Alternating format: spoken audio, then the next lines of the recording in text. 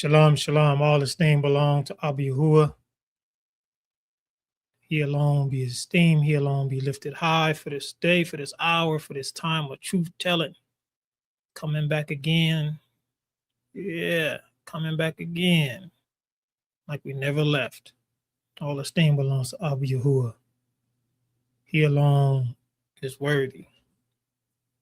He alone be true. He alone should be thanked. He alone should be honored. If I'm coming across clear, go ahead and drop some sevens in the comments. I see we got folks coming back from New Zealand, Colorado. Yeah, who will be esteemed for this opportunity. Yeah, I see your message, Tina. Go ahead. Yeah, I can definitely use the charger out there. My phone, the sun be eating up my phone battery life. So I appreciate that. But Yahuwah will be esteemed for all that he is doing for us in this hour and this season. I see those sevens in the comments. Yahuwah alone be esteemed. Coming back from Canada. Yeah, we're gonna get into some truth-telling session today. It's a hard topic. It's not one of those popular ones because it don't gratify the lies. It don't esteem the deception. It eradicates the truth. It eradicates the lies that counter truth, and really just causes you to stand in one place or the other. That's what truth does. Truth does that. Nothing alone can do such but truth and truth only. Yahuwah will be esteemed. Yahuwah will be lifted high. I'm excited for this word. I'm excited for this season. I'm excited for what Yahuwah is doing right now as we speak, especially in my life. He is raising me up in a way that I never thought, considered, never even crossed my mind. I thought I was supposed to be some elite professional athlete or some high skilled trained operator for the government or whatever. I had all these views and ideas and perspectives about the path I was supposed to travel in life. But then, of course, things changed. The world changed. In 2020, everybody got the clear vision of the world we live in today, which is nothing but evil. And a lot of people didn't like what they saw. Yep. Yeah, somebody from American Southwest. Yeah, but they didn't like what they saw. Because, Yahuwah was like, I'm going to pull the veil back. I'm going to show you who your government leaders are. I'm going to show you what your churches are really about. I'm going to show you what your husband is about. I'm going to show you what your wife is truly about. I'm going to show you your kids. I'm going to show you the job you really, you invest in all your time and energy in. Your so-called vacation and bucket list and all these things you want to accomplish. Yahuwah's like, I'm going to show it to you. I'm going to make it plain for you. So you can see where you'll, basically give you that opportunity. Choose the path you want to take. Choose the path you want to take. And man, I'm telling you, this journey not been easy. It's not been easy. But I'm excited for the journey because one of the main things we get to see the word of Yahuwah manifest itself. The fruition of his word come into evidence, like it's living proof right before our eyes. I'm excited for that because, how many times people say the Bible is fake and, the scriptures is man-made and man-written, so it ain't true. And, they down talk the Almighty. They talk all this nonsense, right? But then over and over again, you see the word manifest itself. So Toda Abba Yahuwah, Barak him, because he gave ears to hear and eyes to see so that we can walk this reality out, understanding what is really happening in the season and how to prepare. But make no mistake about it, everything that is happening had already happened.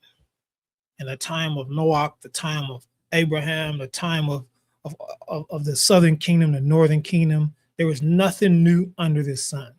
Nothing. Everything is a constant repeat.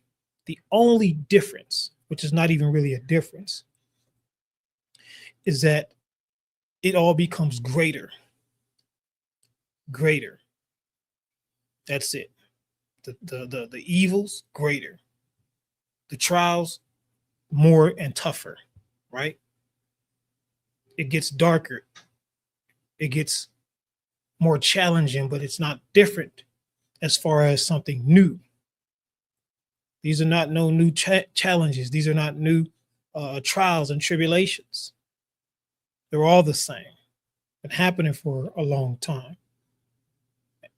So we ought to give Yahuwah the esteem that despite what the wicked had tried to do with the word, the accounts still exist. The testimonies are still there.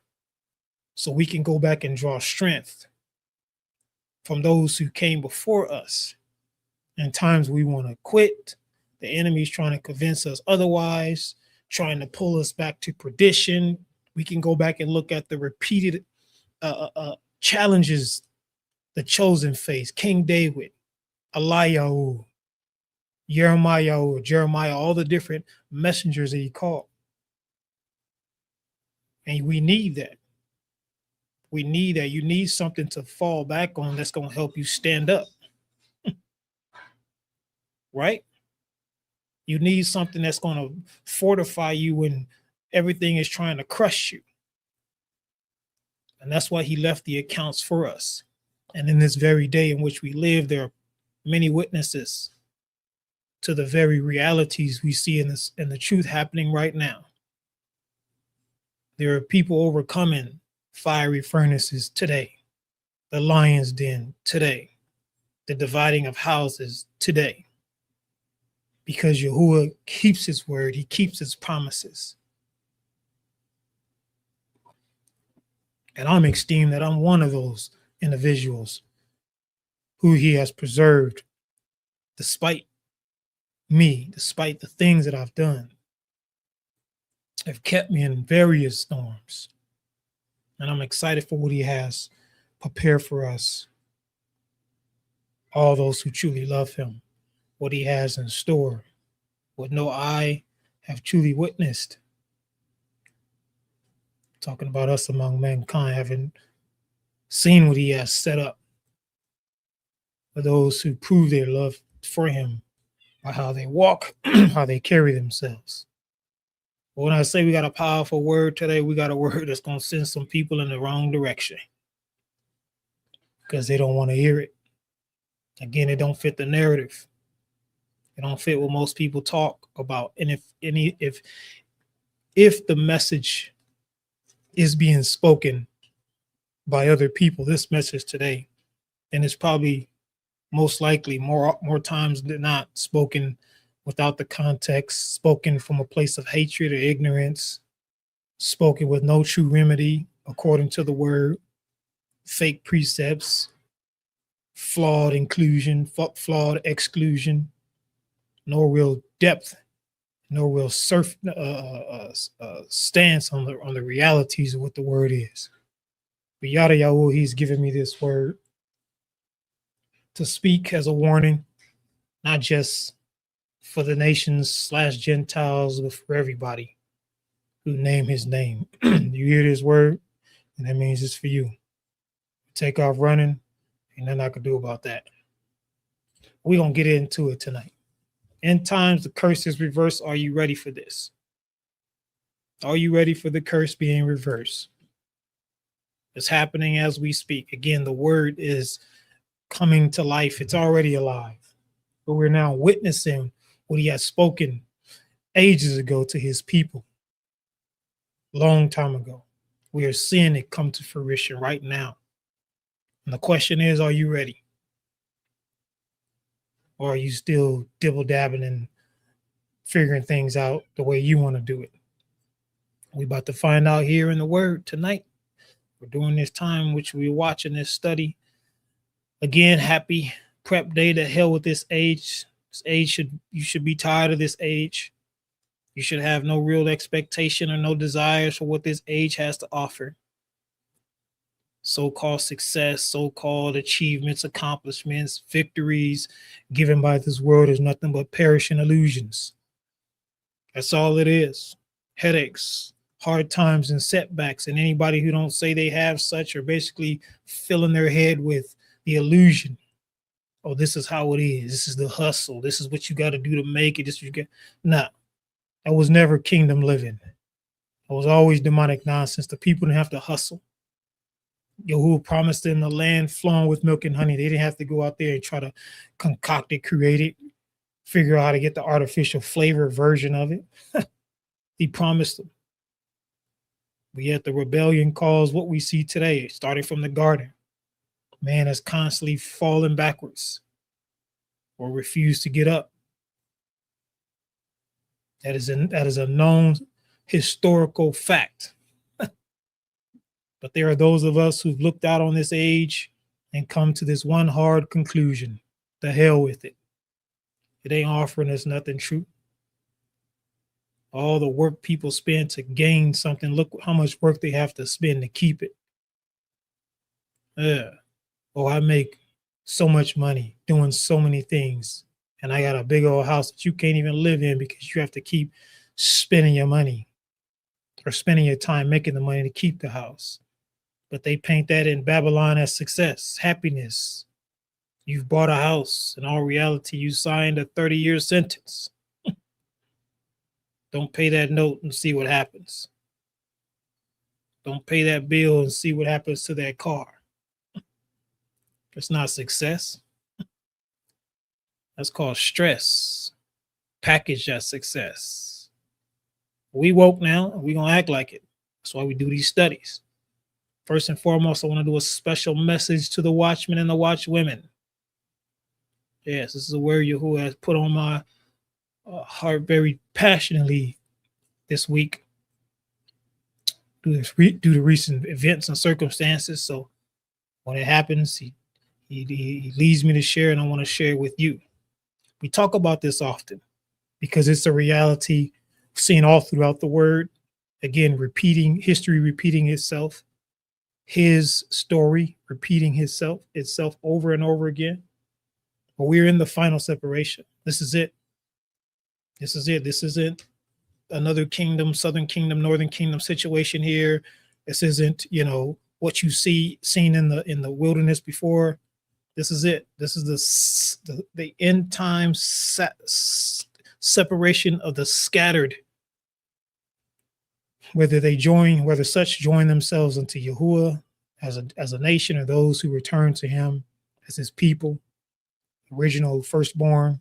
We are watching the separation, and everybody who has eyes to see and ears to hear should be witnessing this in their own life, either in their homes, in their communities, at the grocery store, your job, whatever, an assembly or whatever you gather in. You should be seeing this. You should be experiencing this, right? No one should be exempt from the great separation. What is the great separation truly? I'm glad you asked that question. Do not think that I have come to bring shalom on earth. I did not come to bring shalom, but a sword.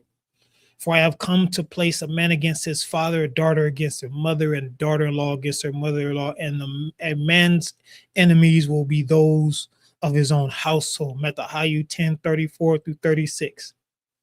This is the great separation. He said he came into the world, but where did he start his separation at? He started his separation right in the house, in the place closest to you. Yes, where your bloodline is, the people who ought to be on your side. He said, I came to divide them people, and to do so with the sword. This is an inevitable reality that, again, you ought to be experiencing this, period. You can't say you walk with him and you don't see the divide. If you don't see it, then something's wrong. He said, I'm coming to your house and I'm bringing a sword. And that sword is going to divide. It's going to cause friction. It's going to cause severing. It's going to cause separation. Why? Because on one side of the sword is the truth. And on the other side of the sword is the lie. Period. It was designed to sever. It was designed to cut. This happened all throughout the scriptures, all throughout the word. We see this reality. It don't matter where you stand in Yahuwah's house, whether you are a messenger, whether you are someone just there to aid the people, whatever your stance is, he said, I'm coming to divide. And look at the time, you would think someone like Moshe and his brother Haran would experience great unity among his people, especially those of his own household. Look what Yahuwah led him to do. The people were heavily oppressed for years, so oppressed they lost their way. They lost the knowledge of themselves. And rather than trying to be unified with the one whom Yahuwah spoke to directly, they murmured, they complained, they argued against him. And his own sister,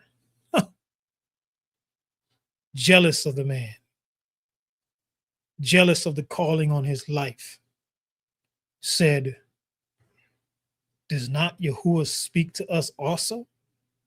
She wasn't just simply trying to voice her opinion, feeling about what she felt about Moshe and what she thought she was doing or able to do. She was speaking to other messengers. She was trying to instigate, to start some mess, to rowdy up the people. And I love how the word shows how Yahuwah came down himself. He said, y'all come to the tent of meeting. And he said to his sister, Moshe's sister, he said, why were you not afraid to even open your mouth and say something like that? Man, he looked past her words. Understand that Yahuwah looked past the words of his sister and he looked directly into her heart. And he saw she had no fear of who he had chosen, how he used that person, and who he is in general. Understand that, beloved. Many people today go open up their mouth because they have no fear of Yahuwah. I've had people tell me very close to me that they jealous of me because I can lose weight faster than them. How stupid is that? When we all have different body types, we have different metabolisms, and our bodies go through variations of things. But people, again, lack the fear of Yahuwah, the true fear of Yahuwah. So even when he delivers words to them, trying to lead and guide them, they reject it one way, shape, fashion, form, or another. That is the end time reality, set to divide the house, the family, right in your midst. You need to understand that, watchmen, watch women, because the objective is to get you to quit, to get you to throw in the towel, to get you to defend those who don't have fear for Yahuwah, will open their mouth and say anything rather than stand on the truth. Yes. Yes, I had someone tell me here very recently that I was a stumbling block in their path. Let me tell you, the person that said it off of some ignorant ideology, perception in their head, totally misunderstood reality, said that to me. I was hurt. I was hurt. Yeah, it hurts being a watchman. Believe that. I was so hurt I went to sleep with tears in my eyes. But you know what? I love how Yahuwah reassures his people. He reassures his elect, his called and sent ones. And I had a dream that very night. And I went out to, I was standing in this open city, if you will. And there were all these men, tons of men from various languages. You know, they were all dressed different. You can look at them and tell they were not the same men. And they were all running around looking foolish. The look on their face was just like, simplistic, foolish, apathetic, no real concern, no intent.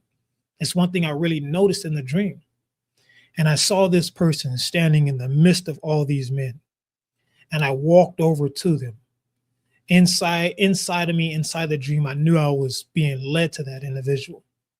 And I walked up and I hugged the person. And I said, "Thank you for receiving me." And you know what that person said? "Thank you for receiving you?" He said, "All these men around here, look at them. He said, you are one of the few." Yes, it was a dream I needed so I can stand on righteousness and not let the words of people who choose to just, again, say what they want, do as they please, emotional roller coaster up and down individuals. Don't let them. It was so that I didn't allow that to draw me out of the calling that's on my life. I've been through a whole lot, but I esteem Abba Yahuwah because he preserves me despite my actions, despite my history. I didn't ask for that dream. I don't ask for any dream that I get. Yes. But when he gave it to me, I woke up with joy. With joy. And I needed that. Yada Yahuwah for him, again, showing me the realities. Wickedness and righteousness is always proven when you're under pressure. We talk about this often. Did a whole study on it. Take an orange, squeeze it with everything you got. You're going to get the contents of which that fruit is made up of. You can't help it. It's inevitable. You cannot squeeze an orange and get orange juice. You cannot crush an apple and get lemonade.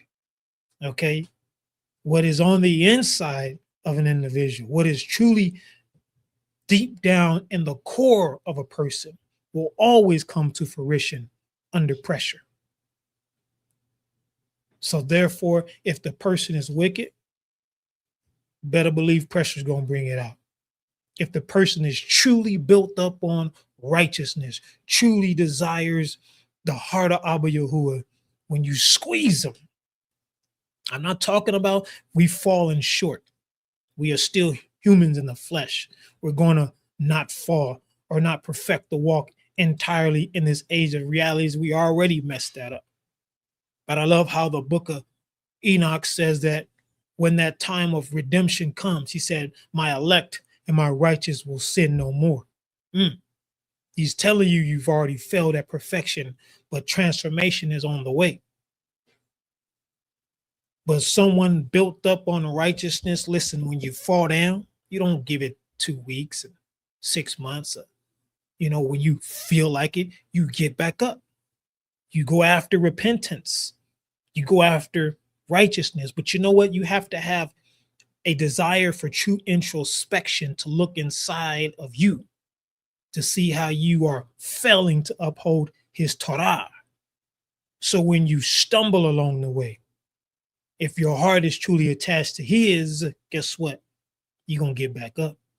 And it don't take all this time, the illusion of therapy and counseling and all this nonsense they put out there to create this idea that it's okay to keep walking around in mud.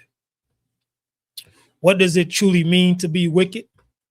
Woe unto those who call evil good and good evil, who put darkness for light and light for darkness, who put bitter for sweet and sweet for bitter. Yashayahu Isaiah 5:20.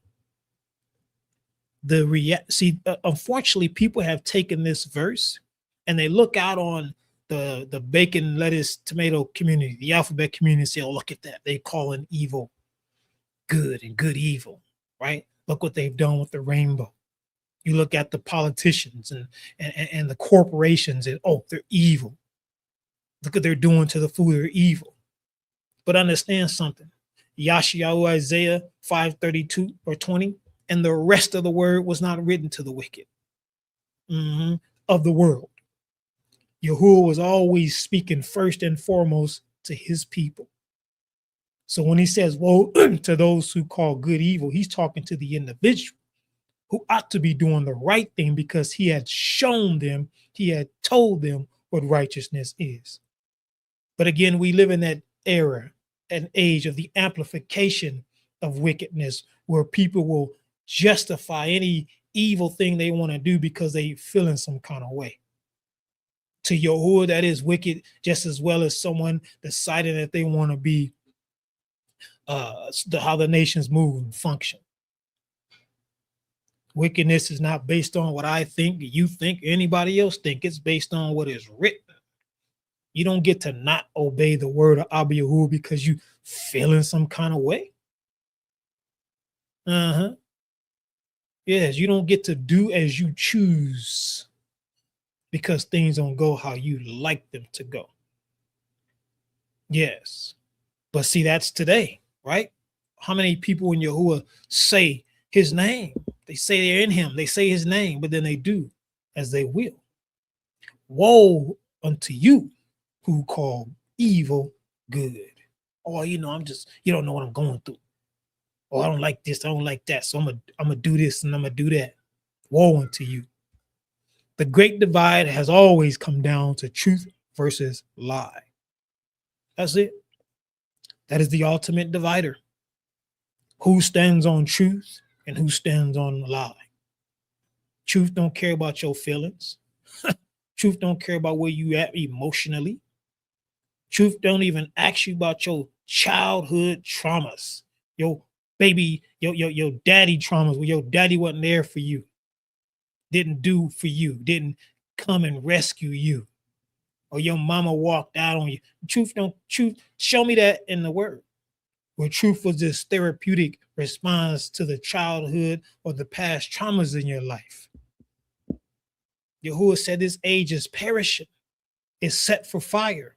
Do you think he's really set his word out to go and just simply cater your emotional stance on what happened to you and all that as part of the perishing? Truth is for you to move in him, so when he shakes the earth, as he's doing right now, he destroys the wicked, you are left standing. But again, the lie, which people have made comfortable, convenient for themselves, have made acceptable for themselves, has become a reality they don't want to denounce. You ought to be experiencing this again in your homes, wherever you go, if you are on the side of righteousness, period. So I say this to my watchmen, brothers and sisters, hold the line, hold the line. I'm not talking, when I say watchmen, I don't simply mean watchmen right now. I don't mean watchmen as those who are directly appointed by Abba Yahuwah. I'm talking about those who understand they got to watch their ways, watch their mouths, keep their eyes on the covenant, not the clock. Hold the line. The way of Abba Yahuwah has been under attack since the serpent opened his mouth. That's why you see all throughout the word him commanding you to guard his way, because it's under attack. And it needs to be guarded if you want to be rewarded in the end. And when Yahushua had finished these parables, he went away from there, and coming to his own country, he taught them in their synagogue. They didn't say his. Yeah, for all you got to be trying to go somewhere, or they be trying to convince people to go places on Shabbat, talking about you got to go to the synagogue. People before the kingdoms fell. Understand that. Before the kingdoms fell, there was no we going to the synagogues. We going together. Wasn't no going to church. All that came afterwards. The falling away was a part of it. So that they were astonished and said, where did this man get this wisdom and these mighty works? And is this not the carpenter's son? Is it not his mother called Miriam, and his brothers Jacob, Yehoseph, Shimon, and Yahudah, and his sisters, are they not all with us? Where did this man get these things? They were astonished by his teachings. They were astonished by how he moved, how he carried himself, in the acts in which he did. So where did he get these teachings from? Where did he get these works from? How can he do this? If isn't he just old Joe Schmo, Miriam's kid, round the block? So they were offended at him.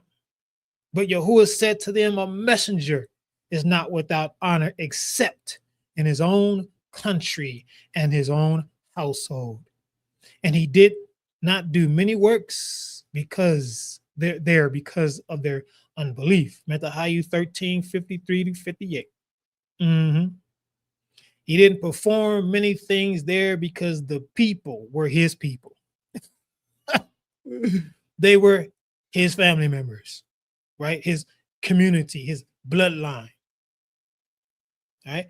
He says that the truth tells us that the honor is usually given to the messenger outside the house, outside the family, outside the community. They don't truly appreciate the messenger. We see it all throughout the word. Yahushua was the climax of this reality before we get into what they call the New Testament. Right? The people only appreciated the messenger when his message benefited their flesh. That's it. That's it. These are the wicked. They may call themselves righteous. They may say Yahuwah's name. They may even show up for appointed times. But the truth is, they only appreciate the messenger when it benefits their flesh-led desires. Period. Most certainly I say to you, you seek me not because you saw the signs, but because you ate and the loaves. You ate the loaves and were filled. 𝐤𝐄𝐄𝐄 or John 6:26. The people were all excited about the righteous right arm extended into the earth because he was giving them what they needed or desired for their flesh. Yeah, they were happy. They were overjoyed. They loved him. They appreciated him because he was making sure their physical needs was met. But the sign of how the physical need was met, they entirely missed. Yes. The sign, the evidence, the witness, the proof through the manifestation of his work that was given to them right before their eyes. They couldn't even see it because their eyes was focused somewhere else. Their heart's desires were set on something else. What happened when Yahushua stopped gratifying their flesh? Now it was Passover day, or preparation day of the Passover, and about the 6th hour. And he said to the Yahudim, behold your king. Look at y'all, your king is here. But they cried out, away with him, away with him, crucify him. 𝐤𝐄𝐄𝐄, John 19:14-15. Yes. The same people he fed when they was hungry, following him on a long journey. Remember the word? What did it say? It said, Yahushua told the taught ones, he said, you give them something to eat. They had told him, he said, the people have followed us all the way out here. And they need some food to eat because it's too far for them to go back to go grab them something to eat. So he said, you guys take care of that. Go ahead and break some bread with them. He said, they're like, how are we supposed to do that? Right? But he opened up the windows of Shemayim and poured out a miraculous barakah in their life and fed them in a time where they couldn't feed themselves. And as soon as he stopped feeding them, yes, what did they do? Crucify him. He's not my king. They wasn't saying that before. Yes. This is where the foolishness comes from. Moving mindset ministry versus truth unedited. I get this ridiculous nonsense often. Yes, when you go out and you rebuke the lies people share, Despite, I don't care what your platform is, how many or how little. But people look at that rebuke, they look at that contextual truth provided, the realities about repentance according to the word provided, and they say, wow, I look over at Truth Unedited and y'all don't look like y'all say anything different, or at least not that much different, and so forth and so on. This is why I got this message from a person named Monique Levitt. Love it. All praises to the Most High, and thank you for this.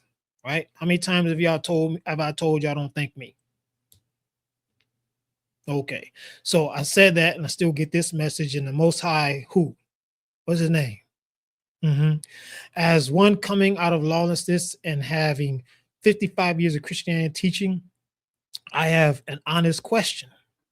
I have watched Truth Unedited and others, but Ron in particularly, and in many, if not all other his videos, he stresses repentance and reading the Holy Scriptures for yourself, being led by the Ruach HaKodesh. Could you tell me what or why you have this stance against him? If I was attacking the person, that I would identify the person, but I, through Abba Yahuwah, identifies the lie, the falsehood, the self-appointment. But I'm being placed in this position of moving mindset ministry versus Truth Unedited. Yes. Again, where does foolishness come from? You don't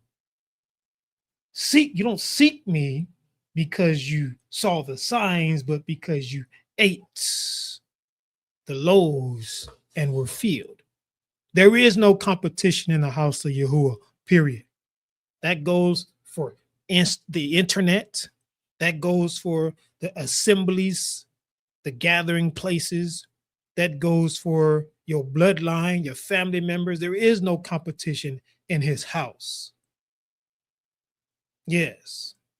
So when someone brings forth truth that exposes the lie, and they think you are after a person, the truth is that lie that has been exposed is what they hold near and dear. It is close to them. They're grabbing hold of the lie. So when the sword of truth comes down, swinging on that lie, because they refuse to let go, they get cut. They get severed. They get hurt. Now it's like an attack against their favorite messenger, against their whatever practices they agree with, rather than them separating themselves from the falsehood. That comment that person shared led to someone sharing this with me. Something that they searched out on so-called AI. They call it artificial intelligence, but all reality is called accumulated ignorance. Based on their theological things, the person says they typed in the search. It says Ron Charles and William Brooks online ministries are very similar. If you had to, and I don't know what the rest of the question was, but I suspect the answer that AI gave was along this. Based on their theological focus, prophetic tone, and core themes, the online ministries of Ron and William share approximately an 85 to 90% alignment in their overall message. Key areas of divergence. I'm reading this nonsense. You understand where people really stand. Truth or lie, righteousness or wickedness. Because everybody claiming something, they ain't really about it when it comes to truth. The remaining 10% to 50% difference comes down to their presentation style, background, and deliverance method, right? So this basically is supposed to break down a comparison of the moving mindset ministry and Truth Unedited. And apparently we're only off by 10 to 15%, right? Who does this? Real talk. Yeah, I'm tired of playing games. I quit school. I didn't like it. I hated it. I was going to college and I was like, this is dumb because it's too much game playing. Nobody want to get to the meat. Nobody want to get to the reality. People want to tiptoe and dance around the facts because they too worried about making somebody, hurting someone's feelings. Your feelings will send you to hell and won't even be there to comfort you. The problem is that people don't want the context of the word. They don't want it. We talk about this often. The context of the word is what actually gets into introspection, right? It is a surgical operation that's taking place inside the individual. That's the purpose of the context. That's why you don't hear context from these messengers. Ron, John, Truth, whatever. You don't hear the context. You hear a whole lot of history, a whole lot of, oh, we got a new revelation. Oh, we got something deeper. But you never hear the context of the simplicity of realities such as repentance, because now the severing gets inside the heart and it has to cut. And people don't like being cut. They want to be comforted. They don't want to have to remove the grit, the dirt, the grim, the nasty, the foul, the funky, the stuff they know they shouldn't have been doing. That's why messages like this don't go viral, because it only allows you to excuse the fact that you were sleeping with some other person's spouse. It don't allow you to get away with the reality that you've been with this person for years, but won't come out and tell the truth that their child ain't even his. Yes. It don't allow you to continue trying to pursue wealth and so-called success and become a so-called influencer. Chase these dreams and visions and ideologies created by the wicked. The truth don't allow you, when it comes to sever, listen, the context of it, it don't allow you to keep saying G-O-D. I'm calling on G-O-D. Yahuwah is the true G-O-D. All that stupidity, it don't allow you to do that. And when people, listen, when you get cut the first time and you didn't want it, and it didn't come, and you wasn't expecting it, you know what you're going to do? You're going to try everything inside of you to make sure you don't get cut again. You're going to flee. You're going to run. You're going to make excuses. You're going to continue to be wicked, evil, and then try to justify that nonsense. Act like you're righteous, and at the end of the day, you've been vowed from day one and don't want to get right. That's what the context exposes. What one should do is moving mindset ministry versus the context of the word. That's what they should be doing.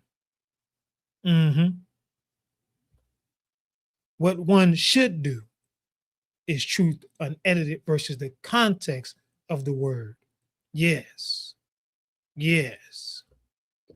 So all this, again, illusion, deception, that is perpetuating heavy in the last days is built on this reality. Many will come in my name, saying, I am, and was never sent. Those who lack nobility are comparing apples to oranges and not truth against lies, point blank, period. Yeah, you know how many people try to compete with me when I'm not competing? I didn't step in the ring to fight nobody. I came to stand against the lie, but they want to compare me to somebody else rather than comparing what the truth says against what someone spoke. The truth tells us in the word that these were more noble than those in Thessalonica, in that they received the word with all readiness of mind and searched the scriptures daily, whether those things were so. Acts 17:18, when Shaul or Paul came to the people in Thessalonica and he had a witness of how he was called and sent, they was like, well, hold up, wait a minute, let me go look in the word to see if we can find this out, whether it be true or not. They didn't simply say, well, you know what, Shaul don't sound like Kepha. Kepha don't sound like Shaul. They said, let's check the scriptures, because if anything is going to tell us the truth, it's the word Yahuwah has sent. Everyone that has a message is not a messenger of Yahuwah. Yes, it's not a messenger of Yahuwah. Don't get it twisted. I have placed watchmen on your walls, O Jerusalem. They will never be silent day and night. You who make mention of Yahuwah, do not give yourself rest or keep silent. Yashayahu Isaiah 62:6. Yahuwah said he placed people on the wall. He did that. Meaning that no watchman or watchwoman of Yahuwah ever placed themselves on the wall. There is no watchman.com application you can fill out. There is no sign up for the IUIC Watchman course and get your certificate when you pass. Yahuwah explicitly does it because he doesn't need, but he desires to have people whom he can rely on to give his word. Truth, advisory, awakening content. All this is the product of the reverse of the curse. Yes. Oh, yes. What all you see today, everything we discussed, the family member feuds, right? The self-appointed watchman, the wickedness versus righteousness. All this is the fruition, the birthing, the growth coming up out of the reverse of the curse. And we're going to look at this amazing word to show you this reality. How did Gentiles see the 12 tribes before the curse fell on them? How did they look at the 12 tribes? What was their perception about these people before the curses had truly fell upon them? Then all the people of the earth will see that you are called by the name of Yahuwah, and they will be afraid of you. Deuteronomy 28:10. He promised the people through their obedience that they will be a people that bring terror upon the nations. Not simply because they just had it like that, but because Yahuwah was with them. He went before them. He was after them. He was all around them. So no one could defeat them. No one could stand against them. When you read the time of when they went to Jericho, what happened? The whole country, city, town, whatever it was terrified. The king and all of them. There's only one person who didn't walk in fear, and it was the prostitute Rahab. Ain't that something? Why did the one who was a prostitute, forbidden by the Torah, lack no fear? Because in all reality, she wanted to get right. That's why she offered the opportunity for the chosen to come in her house, the spies, and she hid them and kept the people from trying to capture them, sending them in a different direction. She wanted deliverance.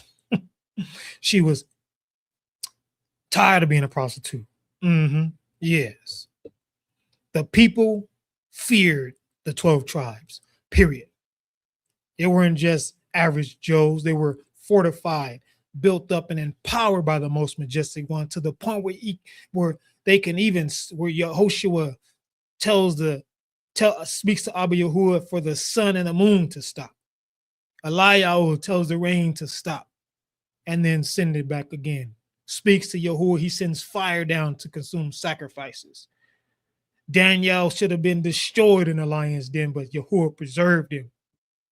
Over and over again, you see the people, when they are without the curses and the land being completely wiped out, were feared by the nations, even remnants after that. However, when the curses started to fall, Yahuwah will cause you to be defeated before your enemies. You will go out one way against them and flee 7 ways before them, and you will become troublesome to all the kingdoms of the earth. Deuteronomy 28:25. Yes, all within the Deuteronomy 28 curses. Folks don't want to look at the fullness of it. They just want to get the part that, helps justify them claiming to be chosen. But he says that I'm going to basically send you running scared. You who No nation could beat you, who beat true, actual giants. Giants several times the size of men. They whooped, they devoured, they beat, took off running from the smallest armies. This was what happened to the people, what began to happen to the people, the transition of the curses. Before the 12 tribes were taken captive, the nations no longer feared them, no respect for them, not worried about what they think, do, or whatever the case may be.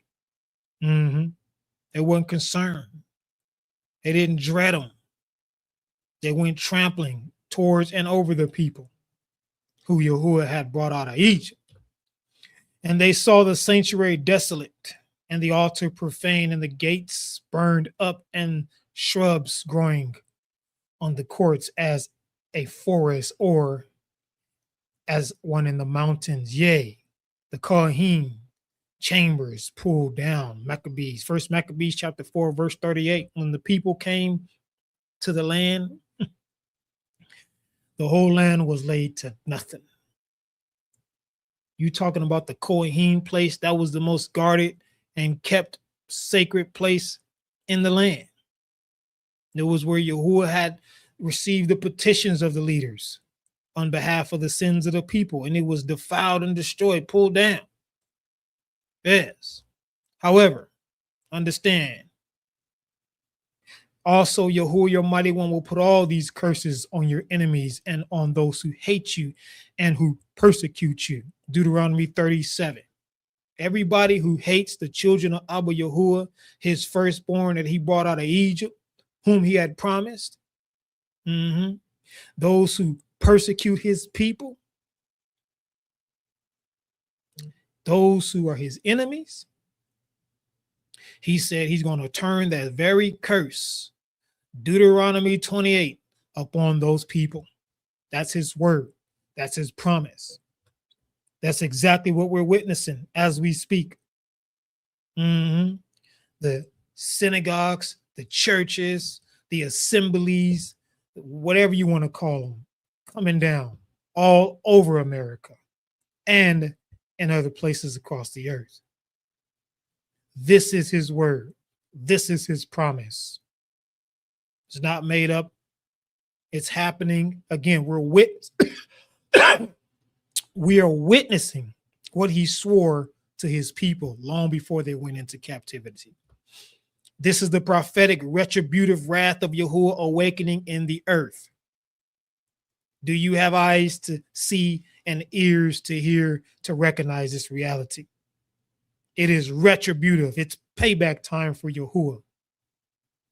I know some people don't like to hear that, but that's what we're seeing, and either you're going to receive it or you're not going to receive it. I'm just here to deliver it. It is sickening. Woman says she was punched in the face while on vacation in Cuba. This is part of the curses. Again, what happened to the chosen people? No one came and gave them a back rub and hug when Yahuwah dropped them curses on them. They were highly disrespected, treated like trash, and they had no refuge. Austrian woman punched in the face by stranger outside a London tube station. This is retributive. Same deal. Daylight attack. They ain't even hiding this great craziness. I'm sure y'all saw this one. It went pretty viral. Showed up in all my feeds. I don't even be looking for this stuff. Shows up in the feed. Why it show up in your feeds? Because it's trying to get you irate. It's trying to get you all excited so that you can jump on some wicked narrative and start pursuing some illusion, or maybe go out and get some doomsday tactical skill preparation going on, or whatever it is, try to avoid this curses. All over the earth, this is taking place in Babylon and outside of Babylon. I know people don't, again, you gotta want to be delivered. We don't talk about what you need to do in the end because it's written in the word. But you need to be, people, again, it's hard. It's a hard reality, especially when the people have been walking according to narratives their whole life. Oh, look at this. It's racism. It's this. It's discrimination. It's bad policies. Why did he let the people in the country? All that. That's all the narrative of the wicked. Yahuwah said he's going to do exactly what he did to his chosen people upon those who hate him, those who persecute him. Yes, I know they get up looking innocent, like nothing happened to them. I mean, nothing. They did nothing. Ain't no innocent people on this planet, you nor I. However, the pendulum is swinging. Therefore, all those who devour you will be devoured, and all your adversaries, every one of them, will go into captivity. Those who plunder you will become plunder, and all who prey upon you will make a prey. I will make a prey. Jeremiah 35:16. Yes. Was listen, I got to go into captivity. We're going to keep on reading. Okay, we're going to keep on reading the word. We're not going to, this is not stand on the corner, live YouTube, internet version of the Hebrew Niggerites. Okay, there's a remedy to everything. Yahuwah sends judgment. If he gave his people way out of judgment, don't you think he's giving the nations way out of judgment? But many people don't want that way because that way requires them to do what they don't want to do. Yes. We know what happened. Again, we talk about this quite often. I'm sure you hear it in Hollywood and all the hateful Negroes on the corner standing there talking that nonsense or on social media, but we know what happened. And these are the people who built these churches, period. Force 2, you will serve other deities neither you nor your fathers have known. Yeah. Force 2. Okay. However, look what's happening to them today. Churches all over America are being set on fire. And they want to call it a sleeper cell. Ain't no doggone sleeper cell. Ain't no sleeper cell going on around here. This is judgment. All right. This is a March 17, 2026 article. Yeah. This is not some kind of, failure in the office or failure. This is Yahuwah saying, listen, I'm doing some payback time now. Do you truly see what is happening? Or are you like some people who just took off running or thinking about being like those and taking off running because the heat of this reality is too heavy? How you claim you serve him, but you won't serve him fully and contextually. You serving him based on emotion, opinions, and perspectives and personal interpretations of the word. The truth is nobody respects the so-called European white man anymore. Period. Don't get in your feelings.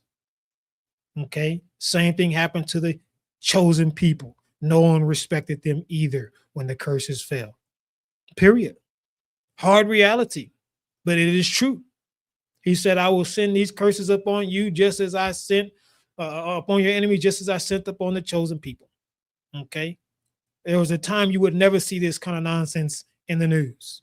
You would not see this on the media. You would not, because the fear that exists. You would not have people walking up down the street knocking out so-called white women. Why? Because there was a mob waiting to dismember the person who did that and their family and burn their property to the ground. But now they're terrified because the reality is we are living in the reverse of the curse. This is the kickoff of it all. Woe to you, Assyria, the rod of my anger and the staff in whose hand is my indignation. I will send him against the wicked nation and against the people of my wrath. I will give him charge to seize the spoil, to take the prey, and to tread down like the mire of the streets. Yahshua, Isaiah 10:5-6. He said, I'm coming to step on the wicked nation. Ain't no nation more wicked in these times than Babylon. And everybody that got rich off of Babylon share in her judgment. That's what we're witnessing as we speak. The seed of Ishmael is Yahuwah's then and now army against those who hate him and his people. Why do you think America is so hard pressed about standing against the Islamic regime? Yeah, when they show the videos of them marching in the streets, holding up traffic in New York and all these things, why do you think this type of portrayal gets so much disdain because they may not be able to put two and two together in the context of the word, but they know darn well what happens when Sharia law is instituted in a nation. It is really judgment on the wicked nation. And the messenger of Yahuwah said to her, behold, you are with child and will bear a son. You will call him Ishmael, because Yahuwah has heard his affliction. He will be a wild man. His hand will be against every man, and every man against him. And he will dwell in the presence of all his brethren. Genesis 15 or 16, 1 through 12. When Yahuwah made promises, speaking of the foretelling, the future, the life of people, he included Ishmael. Why? Because Ishmael was Abraham's child too. So Yahuwah could not simply cut off Ishmael because he had promised that all nations through the promised seed would receive the barakah. And the word says that he will dwell in the presence of all his brothers. Well, Isaac was his brother. We also know that, we'll see this here in a second, but Abraham had more children as well.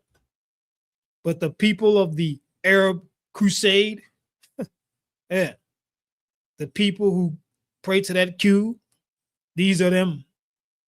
And that's why every time you look over so-called history, you will see them constantly in conflict, in wars, in battles to this very day. Yahuwah has swore it, and thus it continues to exist.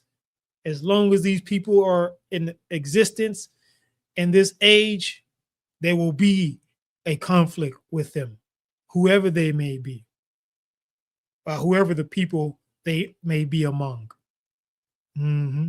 Yes. Psalm 83 conspiracy. While we on the topic, the two top conspirators were Esau and Ishmael. And Yahuwah swore, as we read here a couple studies ago, that he will turn Egypt against Egypt. Who is Egypt? The oppressor. That's why the confederacy that got together in Psalm 83 is spoken of in, I think it's Amos, about how that confederacy will turn on Esau, the Romans, now today known as the Europeans. The people of Jacob were feared, respected, honored, and could not be defeated. But when Yahuwah pulled back his hand, he sent in his army. And his army said, look here, we don't fear y'all no more. We know he's in step back. We know he's handed you to us. So now put these chains on your neck and come follow me. That's why you got the Negro out here still talking about they're from the Nation of Islam. Don't realize it. Don't want to realize it. You was serving that cube and whatnot because you the curses. However, again, what happened to us is coming on the nations, period. It's coming on the Gentiles, those who hated, despised, afflicted, rejected his people. Behold, the terrifying sight appearing from the east. The nations of the dragon of Arabia will come out with many chariots, and from the day they go out, their hissing will spread all over the earth, so that all who hear them fear and tremble. Also, the Carmanians, raging in wrath, will go forth like the boars of the field, and with great power they will come and engage them in battle, and will devastate portion of the land of Assyria, which is Syria. And then the dragons, remembering their origin, will become still stronger. And if they combine their great power and in turn pursue them, then these will be disorganized and silenced by their power and will turn and flee. And from the land of the Assyrians, Assyrians and an enemy in ambush will beset them and destroy one of them, and fear and trembling will come upon the armies, and indecision upon their kings. Second Ezra 6:15-28 through 33.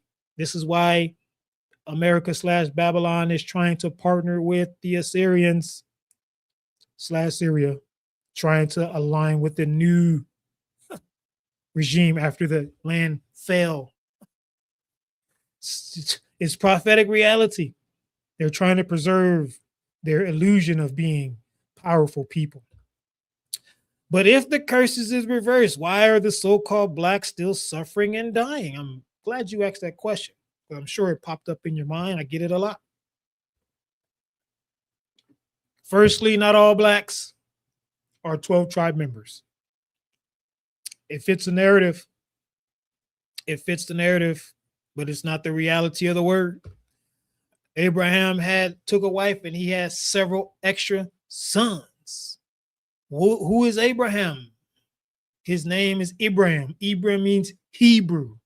So he has several Hebrew children. This is one of the reasons why Shaul said everybody that is Yasharal is not Yasharal. People are trying to claim lineage, titles, and placement, and Yahuwah ain't said nothing to them. Lastly, the great number of dry bones are awakening only that most will perish, never to experience the promises. He promised to rise up his dry bones, to restore his dry bones as a people. But we know time and time again, only a remnant made it to the land. Only a remnant came into the place of the promises from the tribes through and through. Despite the Exodus, despite coming out of Babylon, only a remnant went back. Black people are being found hanging in trees. Why are officials so quick to call it suicide? Because it's the narrative. That's why. It's a narrative. Again, we're going to talk some hard contextual realities today. Okay. You've seen the so-called black people everywhere homeless. Okay. Studies reveal staggering toll of being black in America, 1.6 million excess deaths over 22 years. This report came out in 2023. Yes. You will be left few in number, whereas the stars of the Shemaim in multitude, because you would not obey the voice of Yahuwah, your mighty one. Deuteronomy 28:26. Again, this is the part of when people get out on the corners and in the pulpits and online and talking about, oh, I'm chosen. Look at the Deuteronomy 28 curses. Look at what happened in transatlantic slave trade. Oh, guess what I found out? There was 1,000-year millennial slave trade done by the Arabs. Oh, we must be chosen. He said there's going to be a few left over, and he's going to judge them in the very land in which they dwell. They keep doing church. They keep eating whatever they want, violating his dietary laws. They keep calling on God, keep showing up to sporting events. He's not taking you back to captive. He's releasing you over to your final time here in this age, in this life. The word tells us that there is a future for all mankind. Everyone, all peoples. Yahusha declared it. Enoch spoke about it. It's written in various places in the so-called Old Testament.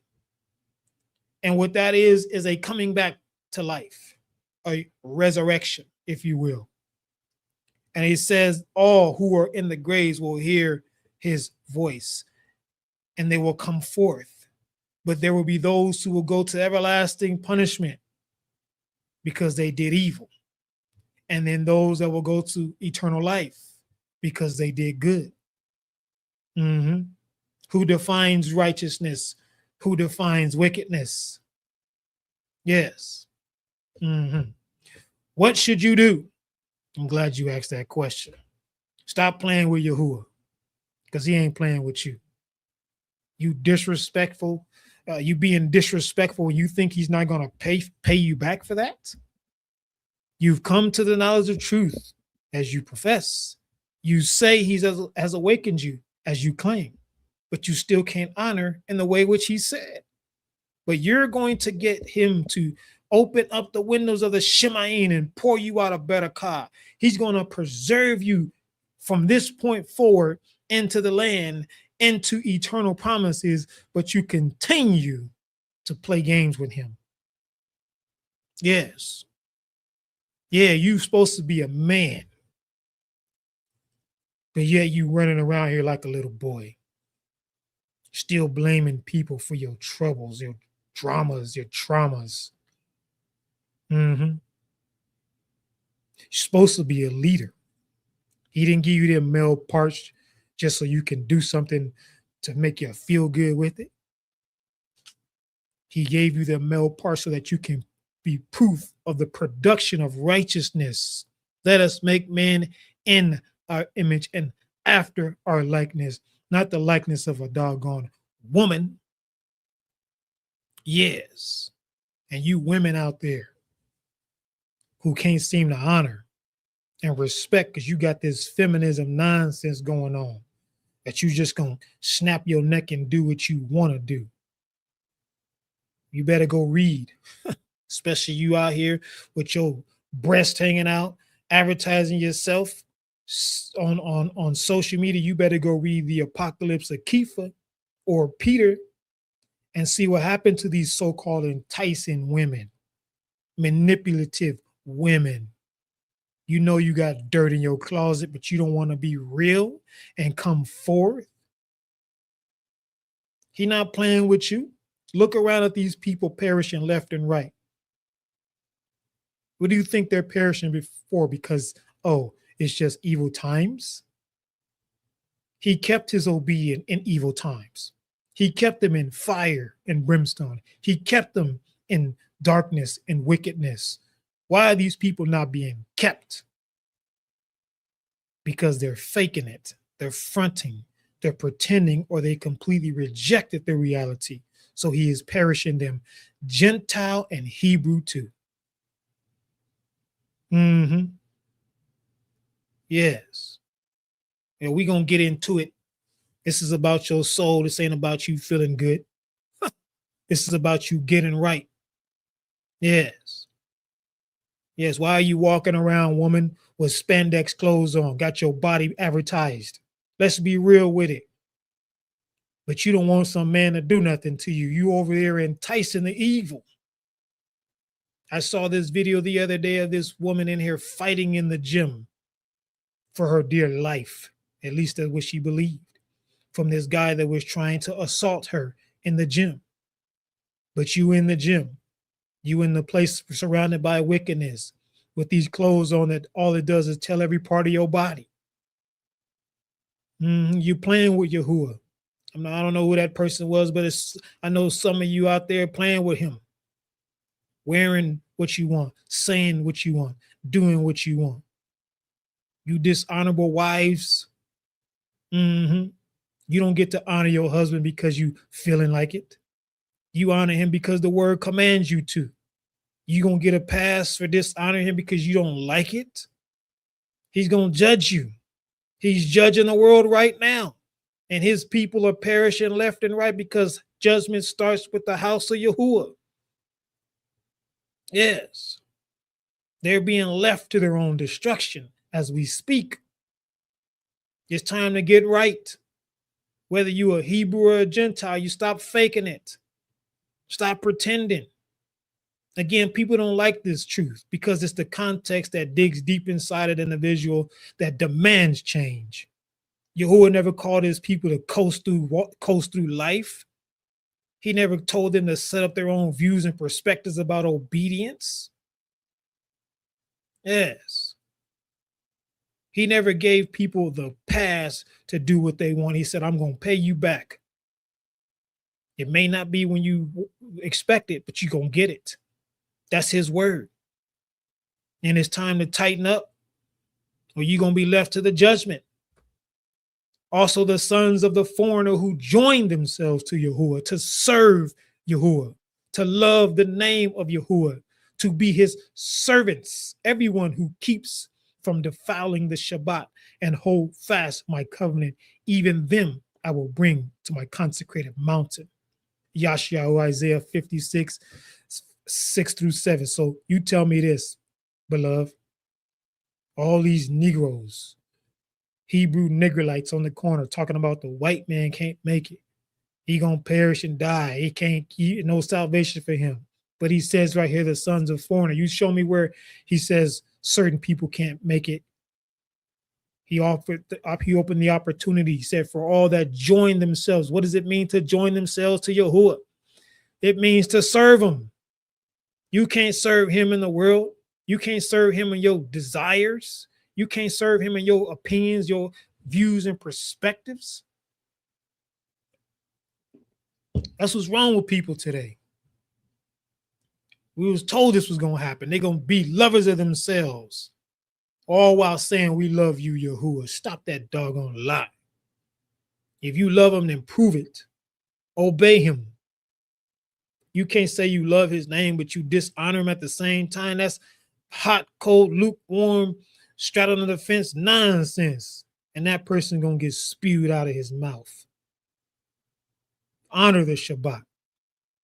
Hold fast to his covenant, his way. Yahuwah is not waiting for you to get into the wilderness. Some of y'all need to get this nonsense out your head. Yes, he does not restore his covenant to his people entirely, fully, completely, until they get into a place absent of Babylon, absent of Egypt. However, if you think he's waiting on you to get right before you get into the wilderness, the last Exodus, then you are highly mistaken and about one step away from being fully deceived. You are to pursue him. You are to pursue his way, his righteousness, day in and day out. You fall down, you get yourself back up and keep moving. Don't make no excuses. Don't try to act like what you said was okay, what you did was all right. Get up, man up, woman up, so that he can actually use you and preserve you when he sent his judgment out on the land and runs its course before he gets to the place of the wilderness. For the eyes of Yahuwah run to and fro throughout the whole earth. You're not looking in the wilderness for nobody to get right now. To show himself strong on behalf of those whose heart is loyal to him. 2 Chronicles 16:9. Right now, he's looking for people to show himself loyal to. So that means when Joe Schmo over here losing everything and got no remedy, you kept. When so-and-so over there lost their mind and went crazy, he preserved yours. Yes. When people are struggling and can't eat, you eating. May not always be steak. Yeah. It may be something as simple as black beans and sweet potatoes. Man, that's a good combination with a little bit of Celtic salt. Yes, but that's him. He promises. King David said, I have been young and now I'm old, yet I have never seen the righteous forsaken or begging for bread. So if he's never seen the righteous forsaken or begging bread, then how is it that there is no deliverance for those who walk in righteousness, though they are of the nations? Stop believing that stupidity. Stop listening to these clowns set up by the devil. There is deliverance for those who walk in righteousness. Has always been that way and will always remain such. The question comes down to, do you want it? Do you really want it? Or are you still toe tapping and dancing and faking it? Because you think somebody's going to come and pull you out the land when you loaded down with lies and sin. Selective obedience is willful disobedience. That's all it is. You pick what you want to do, you might as well not do nothing. You try to put some things off your plate because you feel like it's too much, then guess what? Don't just dump the whole plate and go do something else because you ain't getting in. He's not going to preserve you. You are next on the list for perishing in this life, in this age, in this time. He's looking for people who's loyal to him. Loyal is not subjective. Loyal is not partial. Loyal is not this time and maybe not later on. Okay, that's church nonsense. Come down to the altar when you're feeling like it. Is it time to get baptized yet? It's been 20 years. All that's ridiculous nonsense.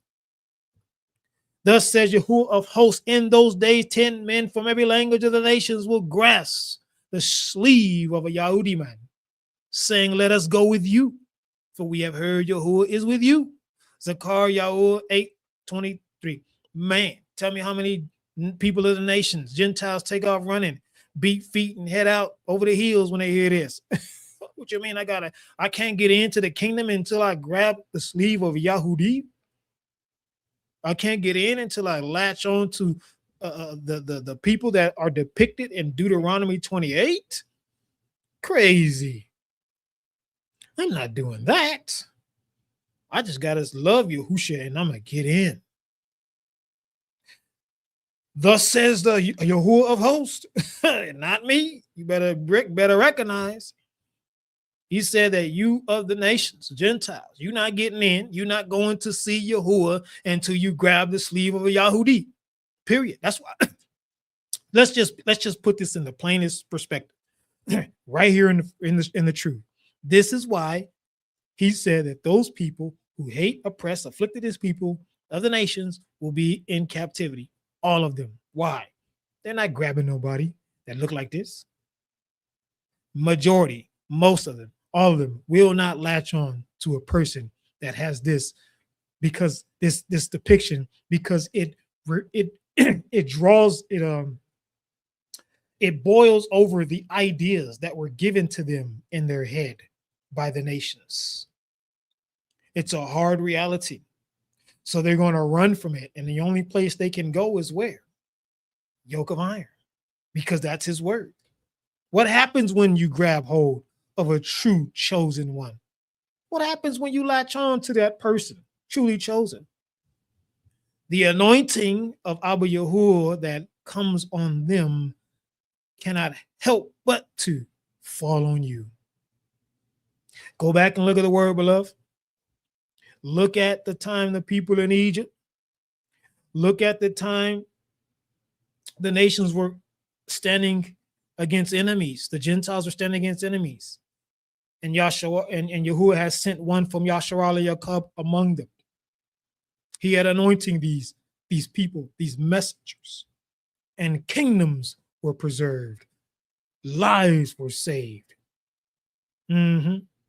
Yes, what happened when the two spies sent by Yehoshua went into the widow's house, or the prostitute's house in Jericho?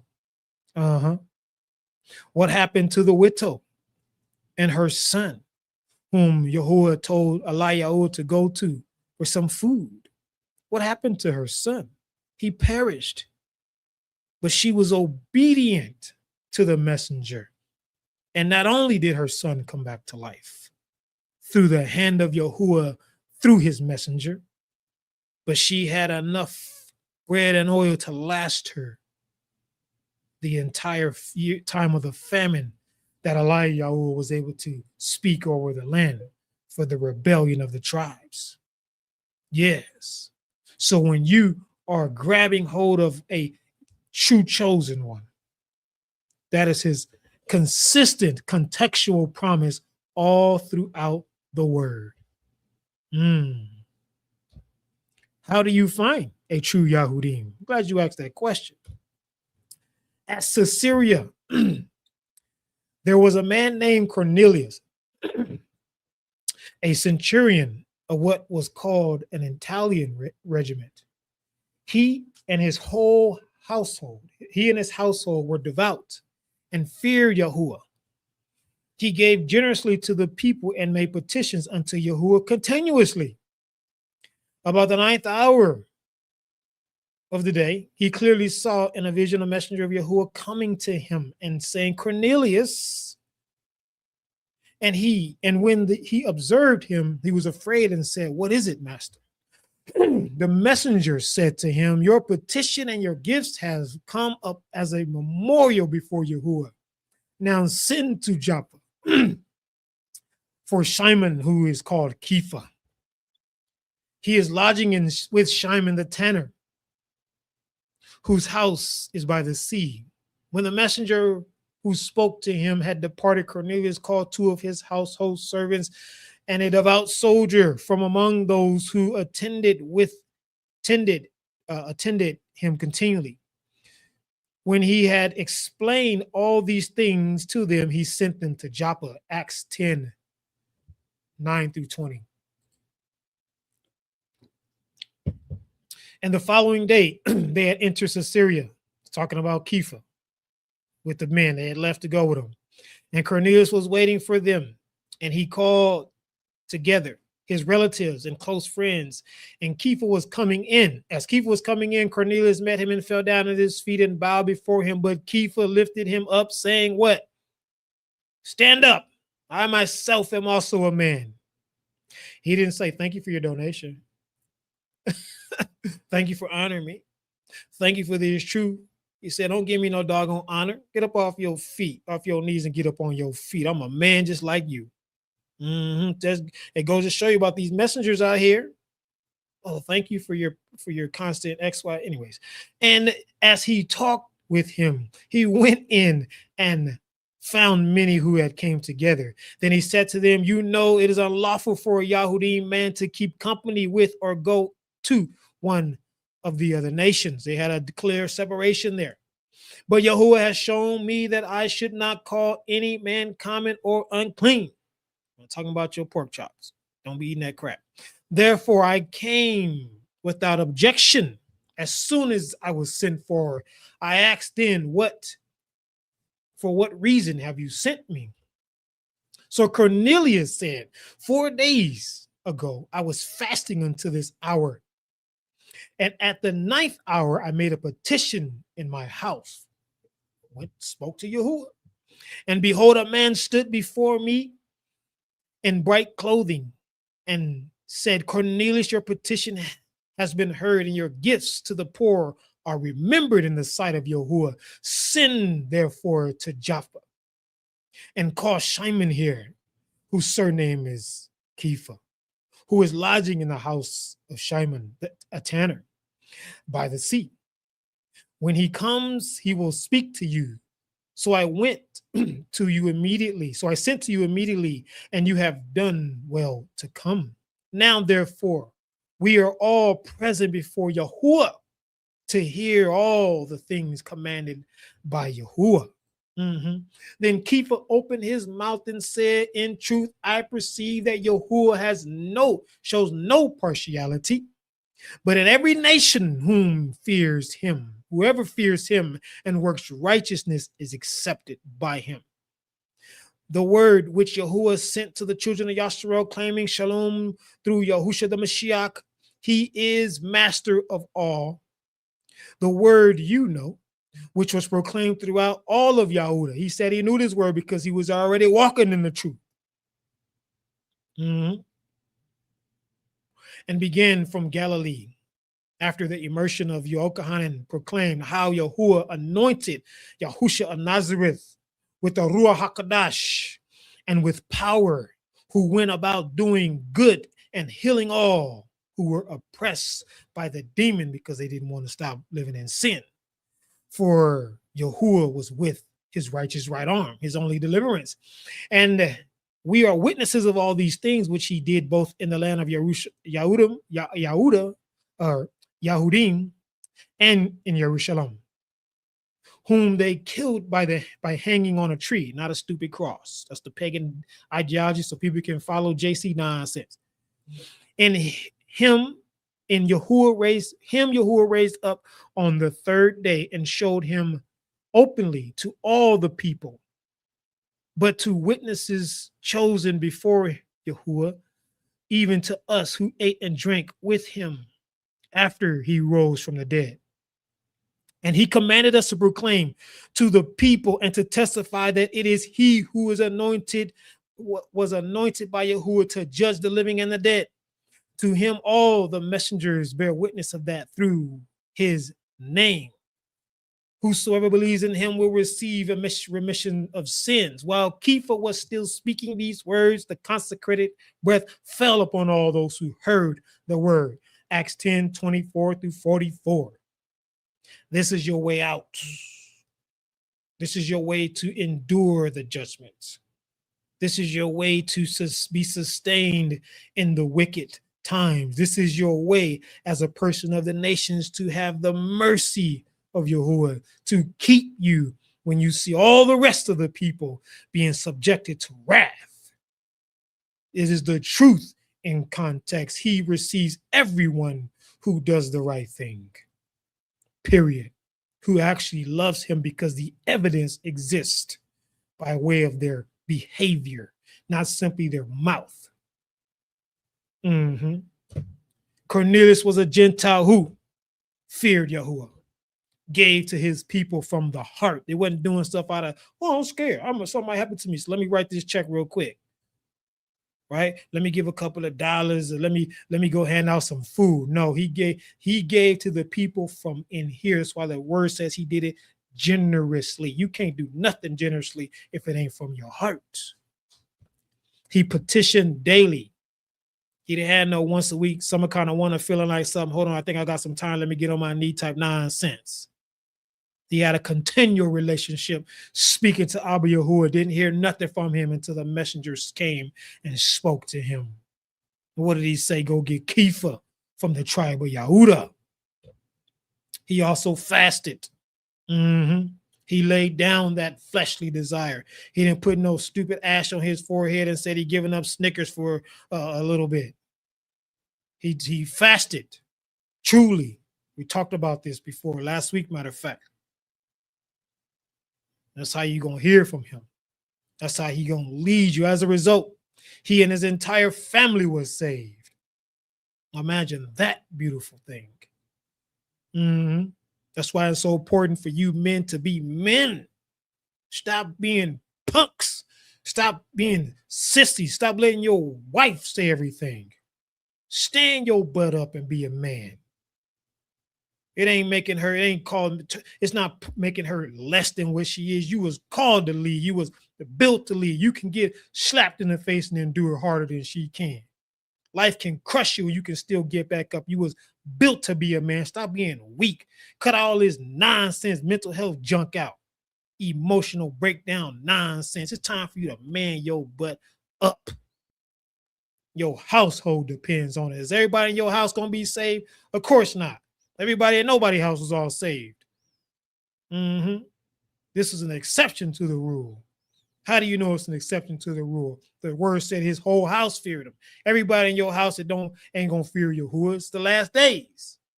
You're gonna have them hard-headed, knucklehead, backstabbing, lying, scamming family members, faking it nonsense. You're gonna have them rebellious wives. It is what it is. But you man up and you stand on that and watch him do what he said he's gonna do. You don't even know. Yahuwah may turn the tide. You remember that king that had so much time left in his life? Didn't want to die. Went to Abba Yahuwah, said, give me more time. Yeah, he got more time. Why? Because he knew how to fake it? Because Yahuwah saw his childhood traumas? No, he was real. His relationship was real with Yahuwah. And Yahuwah rewarded him for that. Gave him more time. Okay, man up. Just like he did. He fasted, petitioned, calling on Yahuwah. Ain't worried about what other people think. Ain't worried about what other people feel. That's right. Hezekiah is a person. Is the leader whom Yahuwah extended more time to. But Cornelius manned up. Manned up. He didn't tolerate no nonsense. That's why they feared him, because he stood on that reality. And because of his obedience, a malak from the Shemaim came down and spoke to him, glowing, said, look here, Yahuwah love what you doing. Woo, he love what you doing. You from the Italian branch, the Italian regiment. He said, you go talk to my tribe member from Yahuda. I want you to grab his sleeve because he has an anointing on him that's going to pour into your whole household. Yes. And he was obedient to that reality. And make no mistake about it, when Yahuwah sends out a message, he confirms that word. Yes, he confirms that word. All this Yahuwah spoke to me nonsense, and the other person like, well, I didn't hear that. Yeah, you know how many times I done heard that? Yahuwah told me to tell you. Yahuwah said this. Yahuwah said that. I done heard that from people super close to me. I done heard that from people I never even met before. And I was like, oh, really? I heard one of my sisters told me that someone told her Yahuwah said, give me some money. She said, well, Yahuwah didn't tell me that. Don't he confirm, right? He don't leave you in no mystery. Yes. But Kepha's confirmation, the confirmation of Yahuwah was given to Kepha, breaking down the illusion that he can't be in the presence of the nations. That man that Yahuwah cleans is no longer unclean or common. Yes. It was a mutual reality that came into fruition based on the will of Abba Yahuwah. And thus the very Gentile, who the evil lion, children of the devil, who became sons of perdition today, reject, actually got immersed. And there are those out there, Yahuwah willing, will lead me to do the same thing. It's been something that's been, people have been asking me about getting immersed, something that's been on my heart, and I asked for him to lead me in it. But nevertheless, that ain't gonna stop you from what you need if you really want it. Fasting and petitioning, so you can get past the noise, get past the crowd, the cloud, and all the garbage out there about who can be saved and who can't be saved, who his children, who ain't his children, all that nonsense. Yes, he's setting it up very, very perfectly right now. He didn't preserve me to come over here and make people feel good about that fake, stupid doctrine out there. He came over here, he slapped Flint on my face and said, you go tell them the truth. And all esteem to him, by his breath, I am emboldened to tell the truth. And if this dropped down to 0 people listening, so be it. I can care less. I'm going to tell the truth, whether you listen or not. Just as Yahuwah guided the obedient Cornelius towards joining themselves unto Yahuwah, so will he guide obedient Gentiles to be led to his consecrated mountain. I bet when some of you saw the caption, is the thumbnail, you thought this is probably going to be one of them Hebrew Niggerite studies.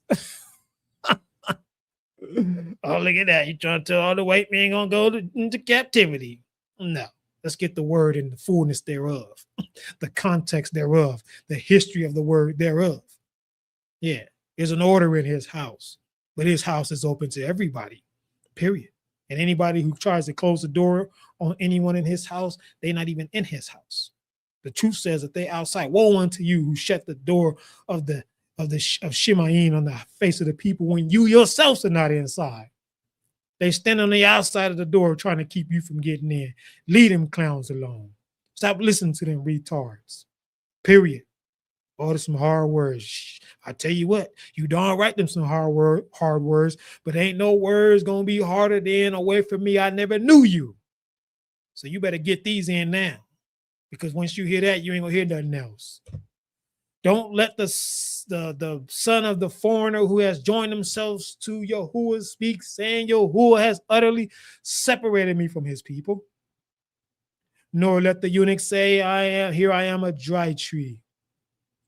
Yashaw, Isaiah 56:3. Don't let them clowns tell you nothing stupid. Don't let them people out there that walk according to the course of this world out there yelling on the corner, reading the word so loud, the thous and the shows and all that so loud so that you can't say nothing back. Screaming through the microphone. Don't let them tell you anything different. You join yourself to Yahuwah according to the context which we've seen, which is the consistency of his word. Don't believe Nothing happens. If the world went upside down right now, nukes went off and all that, he still has a promise to fulfill. Hold fast to his everlasting word. I'm living proof of that reality. You know how many people betrayed me, turned their back on me, lied on me, disrespected me, and yet he done brought every last one of them down. Period. Near and far. I am evidence of that reality, and to him alone be his thing, because I don't even deserve it. However, he had a word to keep. He has a name to uphold and a reputation that has to be sustained. And he gonna do it through the foolishness of this world. Some of y'all read my story. Why in the world am I talking about stuff like this? I should be dead. I should be locked up somewhere. I should not even have the voice to speak, but he does it. Why? For his esteem, his honor, not mine. What is the significance of the 6th and the 9th hour? I'm glad you asked that question. Now, from the 6th hour until the 9th hour, there was darkness all over the land. Woo! Falsehood, false teaching, fake people, fake messengers, disrespectful people, dishonorable spouses, hard-headed children, corrupt politicians, fake leaders. I mean, you name it. Darkness all over the earth. And about the 9th hour, Yahusha cried out with a loud voice, saying, Allah, Allah, lama sabat. I still don't pronounce that correctly. That is my mighty one, my mighty one. Why have you forsaken me? Some of those who stood there when they heard it said, this man is calling on Eliyahu.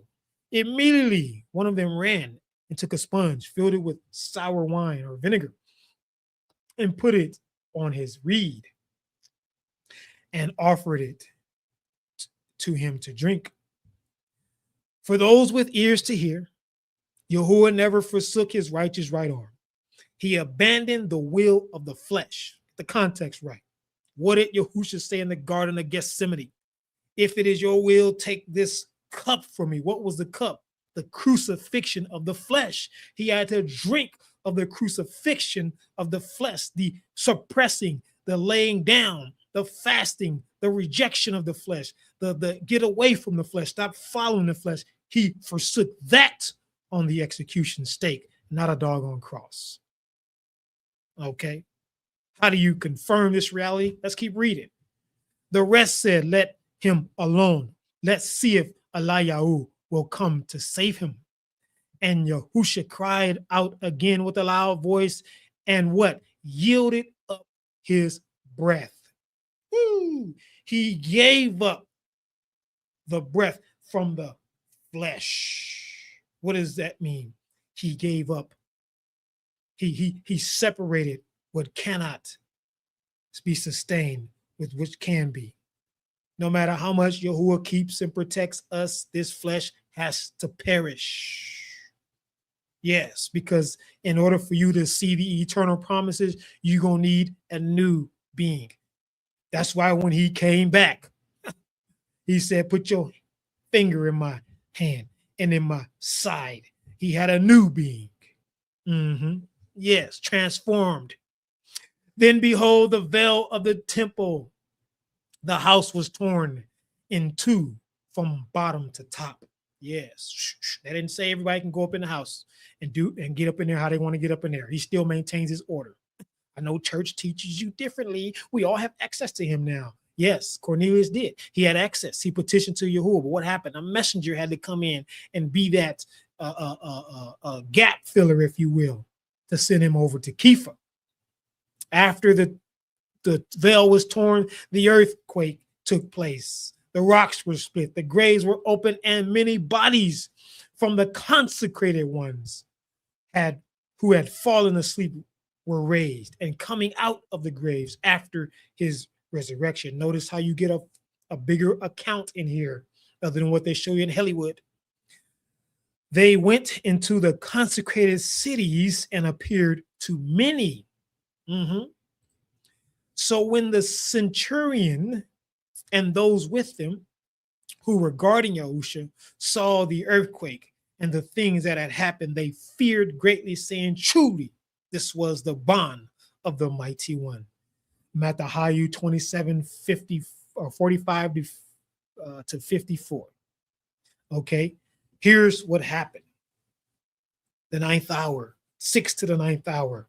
Okay, it was darkness all over the earth. Then what actually took place was the resurrection of that time. What actually was resurrected? Truth. It never died. It was suppressed. It was held down by the will of Yahuwah.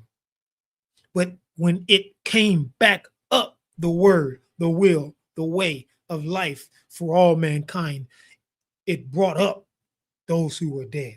It brought up those who were consecrated and had died. Those who Yahuwah had preserved. Okay, consecrate means to place aside. That's what it means. It does not mean perfection. It does not mean without error. It doesn't mean without sin. It means it's put aside. He had put these people aside, and they had came back up when truth had risen. The 6th and the 9th hour represents the time of calling. Yahuwah calls you in truth. He calls you in righteousness. And when it was time for truth to rise up, there came those who were proof of the consecration. They were proof of being reborn. They were proof of truth. Are you evidence in this 6th to 9th hour of utter darkness, foolishness, in and outside of homes of the people? Are you the witness? This truth says that they went and witnessed, they showed themselves, they presented themselves to many. Are you the presentation of resurrection from what was once dead and now made alive? Yes. This is what Yahuwah of hosts says. In a little while, I will once more shake the Shemaim and the earth, the sea and the dry land, and I will shake all nations, and what is desired by all nations will come forth. And I will fill this house with esteem, says Yahuwah. Okay. This is Haggai 2:6-7. He said there's going to be a shaking. Guess what? It's shaking right now. Homes are shaking. Relationships, marriages are shaking. Woo! Yes. Communities are shaking. Individuals by themselves are shaking. The earth, the Shemaim, is shaking right now.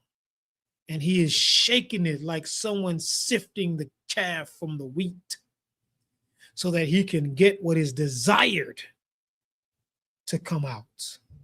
The proof, the evidence, the witness, the fruition of who he truly is.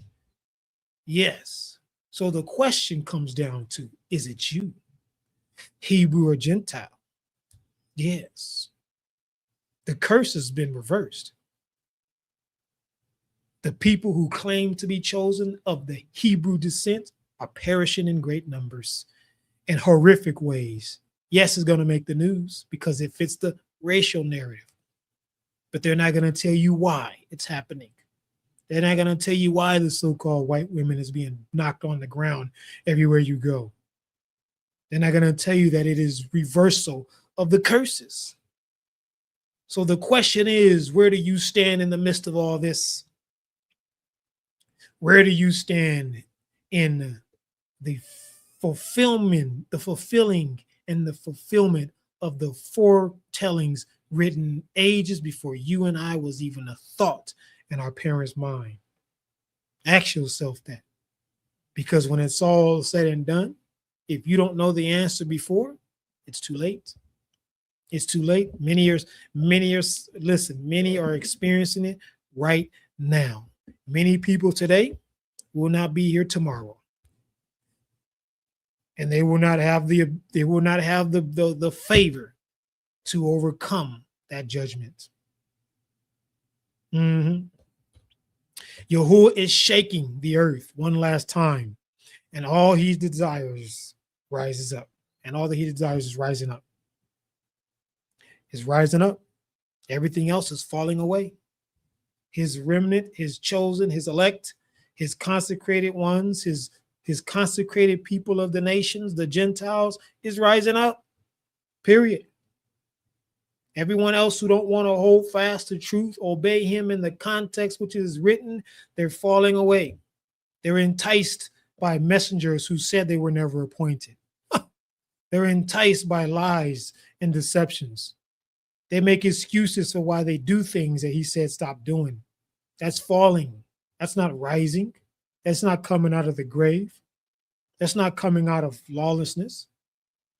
That is falling into or returning to the very thing he said stop. This is the narrow path that most will not find because it is not easy. Yes, you reject it.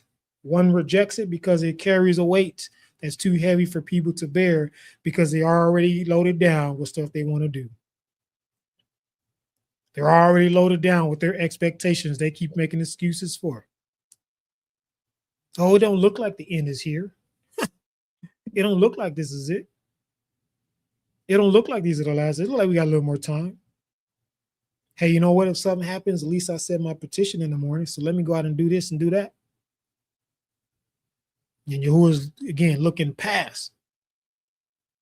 He's looking past the words, and he's looking right in here. And he's doing what he's doing, and he's doing the same thing he's doing all throughout the ages. Cut them off. Cut them off. Here you go. Here you go, Satan, they're yours. Here you go, Hashatan, they're yours. Here you go. Take them. I'm done with them.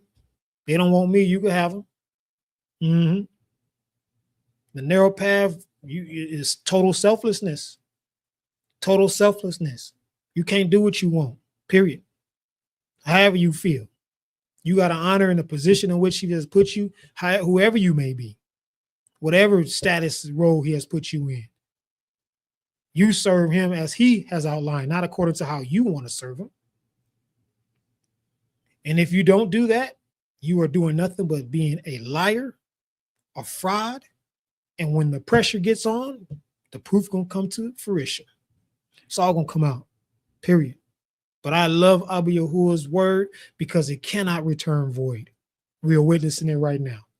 Everything I said to you, go test it. Go test it. Go back and read. Go back and reread. Test the word. Man is flesh and is fallible. So you need to do like the Bereans did and have some diligence about yourself and go test the word. People who have listen, if you got true diligence inside of here and you really pursuing the heart of Yahuwah, you go find out if something don't sit right, you go find out if the word aligned. And if you were confused about that reality, then you need some fasting and petitioning.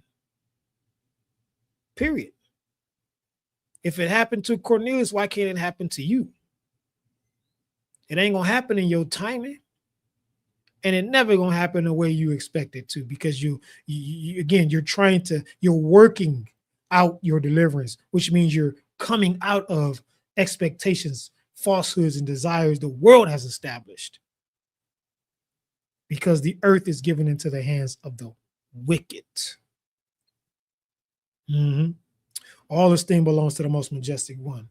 We got our after study coming up this Shabbat, which is, for us, that's the next day, right? Waiting for the time to shift according to what is written, right?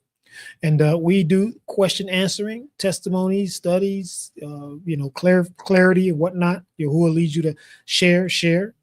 So go to movingmindsetministry.org, click on the group study tab. And if you go down there to the bottom, read through it, see kind of a little more detail what we provide, go down to the bottom, click on it, and you get access no matter what part you are in the world. If you're in another country, you can text, call, video chat, or so forth and so on. right? So Yahuwah alone be lifted high. I am nothing but a sign in the road. I'm just a vessel. I'm just a tool for Yahuwah. That's it. You to be used by him for his purpose alone, not mine. Not mine. So you don't got to thank me for nothing. I share a post, don't thank me. We do a study, don't thank me. You ask me a question and it gets answered, don't thank me. Thank the one who makes sure that I get to breathe every day. You invest that thanks into him, not me. You invested into Yahuwah, because if it wasn't for him, I know where I'd be. Dead or completely off in some other loser ideology that has no weight in the word. All right. Hey, walk this truth out. Don't lie. Don't fake it. Don't pretend. Don't act like it's going to be all right, because it ain't going to be all right if you don't get right. It ain't going to change if you don't get right. Believe the word, take the word for it, not my word for it. Go test it. Be diligent, be noble, be realistic. Stop spending your time watching celebrities and idiots and people that are on their way to perishing. Stop wasting your time being emotionally drugged by what happens in the news, gas prices, stuff in the Middle East. All that is birth pains. That's supposed to take place for the end, for the revelation of the people who are truly the children of Abba Yahuwah. The earth is going through it. It's groaning right now because this expectation has been long awaiting. So walk it out. Walk it out. Don't talk about it. Be about it. If you can't be about it, then don't talk about it. Walk the truth out. Be strong in Yahuwah and the power of his might. Men be men. Don't be tail tucking and worry about what people gonna think about you. Stand on your purpose. Stand on your design. He gave you dominion over the entire earth. And you need to be dominant in righteousness. Everybody not going to like that. They're going to disagree with you. They're going to buck you. They're going to say all kind of stuff. But Yahuwah not only will keep you, he also will provide. He will fortify. And wherever you are called to be, a lack comes, he fulfills it. So you're not subjected to or left at the mercy of the nations, the world, the wicked. Walk in truth and righteousness and watch Yahuwah do every single thing he said he's going to do in your life, this time and forevermore. Again, I'm living proof. I'm living proof. I'm so excited that I look back over my evil, wretched, wicked ways, and he opened my eyes and allowed me to see who I really am in him. Yes, he revealed to me and confirmed more than once I'm from the tribe of Levi. I love it. I love it. And I say that with great humility, because I ought to be the last person from the tribe of Levi. But he's going to keep me in the calling in which he designed for me, because that is his promise. And he will do the same thing for every single one of the people who love him, no matter where they descend from. That is his promise. We've seen that with Cornelius. We've seen it all throughout the word, from the time of the Exodus, even to this very day. So honor him, and he will honor you, because he's looking for people right now. He's looking to see who he can show himself strong to. Yes. Yes. He's looking to put in the gap that's made by the rebellious and the enemies. He's looking to fill that gap in a way that's going to do nothing but cause you to say, Yada Yahuwah. Total Yahuwah for what he's doing, what he's done, holding fast to his word. Hey, remember, always be less. Humble yourself, reduce yourself, so he can elevate you and keep you in the times where the wicked are falling 10,000, 1,000 and 10,000 all around us. All right? Shalom, beloved.